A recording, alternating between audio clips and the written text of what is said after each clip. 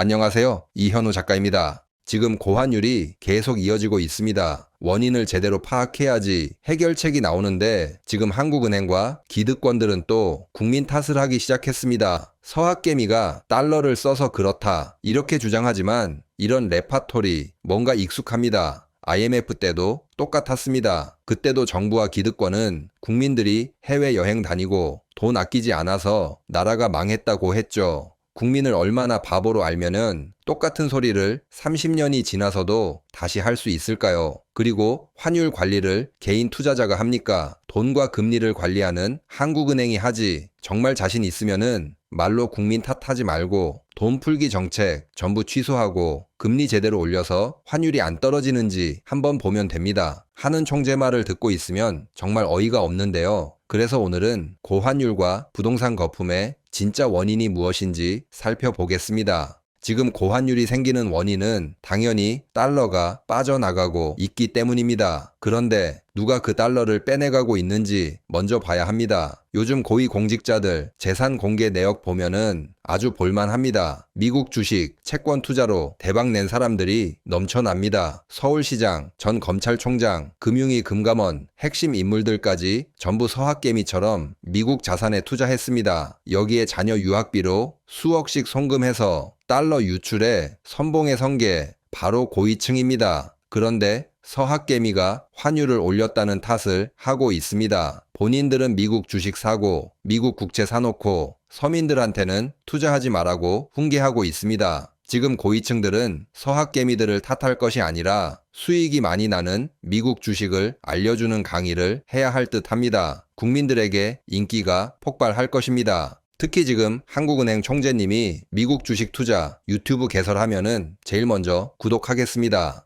그리고 두 번째 원인, 바로 금리 역전 현상입니다. 2022년 9월 이후 미국의 금리가 한국보다 더 높아진 상태가 계속되고 있습니다. 코로나 시절에 과도하게 돈을 풀었고 그 결과 물가가 폭등했기 때문입니다. 그래서 각국 중앙은행이 긴축에 들어갔는데 미국은 금리를 확 올렸고 우리는 못 올렸죠. 결국 고환율이 찾아왔습니다. 그리고 고환율이 온 건 서학개미 때문이 아니라 고환율이 왔기 때문에 서학개미가 더 늘어난 겁니다. 미국 주식을 매수하면은 주가 올라서 수익이 생기고 환율이 계속 올라서 수익이 생깁니다. 주가와 환율 두 곳에서 수익이 나기 때문에 서학개미들이 더 늘어나게 됩니다. 원인과 결과를 뒤바꿔서 국민들을 속이려고 하지 마시기 바랍니다. 그리고 실제 환율 그래프를 보시겠습니다. 미국과 금리가 역전된 바로 그 시점부터 환율은 가파르게 상승하기 시작했습니다. 처음에는 일시적인 현상이라며 정부와 한국은행이 시장에 개입하면서 환율을 억지로 눌러왔습니다. 하지만 그게 언제까지 가능하겠습니까? 지금 보시는 것처럼 결국 다시 환율은 치솟고 있습니다. 미국이 금리를 우리나라보다 더 내리던지 한국은행이 금리를 미국보다 더 높이 올리기 전까지는 지금의 고환율은 해결되지 않을 겁니다. 그나마 지금 미국이 금리를 내리기 시작해서 안정될 조짐이 보이지만 아직은 갈 길이 멀다고 생각합니다.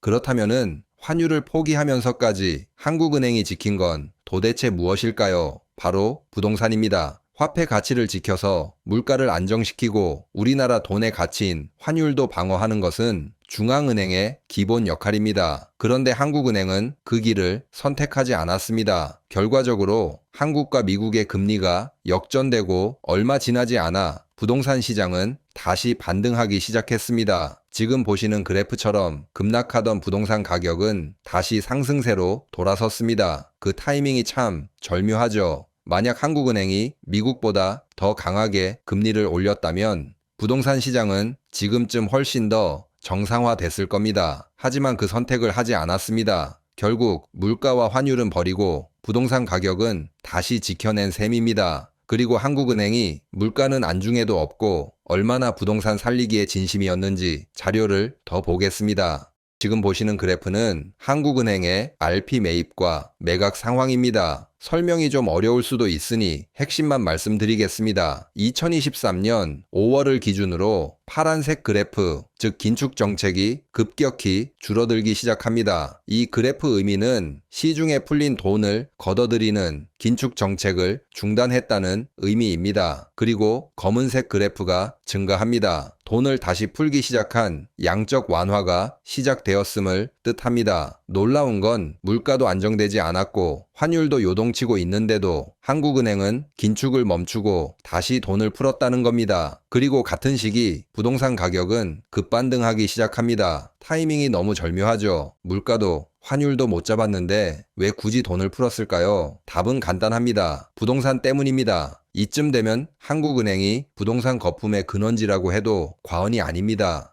그리고 더 놀라운 사실이 하나 있습니다. 우리가 미국보다 돈을 더 빨리 풀고 있다는 겁니다. 지금 보시는 그래프는 OECD 기준 통화량 증가 속도, 즉 각국이 돈을 얼마나 풀었는지 보여주는 지표입니다. 파란색은 미국, 회색은 한국, 주황색은 일본입니다. 2023년 중반부터 회색인 한국이 미국을 앞질러 버립니다. 미국보다 돈을 더 빨리, 더 많이 풀기 시작한 겁니다. 이런 상황에서 환율이 안정되기를 바라는 건 기적을 기대하는 것과 같습니다. 그리고 여기서 중요한 포인트 하나, 돈을 풀면은 내 돈의 가치가 떨어집니다. 휴지 조각이 된다는 말, 과장이 아닙니다. 사람들이 불안해지고 자기 돈을 지키기 위해 움직이기 시작하죠. 그래서 선택한 것이 미국 주식입니다. 달러로 바꿔서 미국 자산으로 옮겨야만 내 돈의 가치를 보존할 수 있게 된 겁니다. 고환율의 원인은 서학개미가 아니라 한국은행이 부동산을 지키려고 미친 듯이 돈을 풀었기 때문입니다.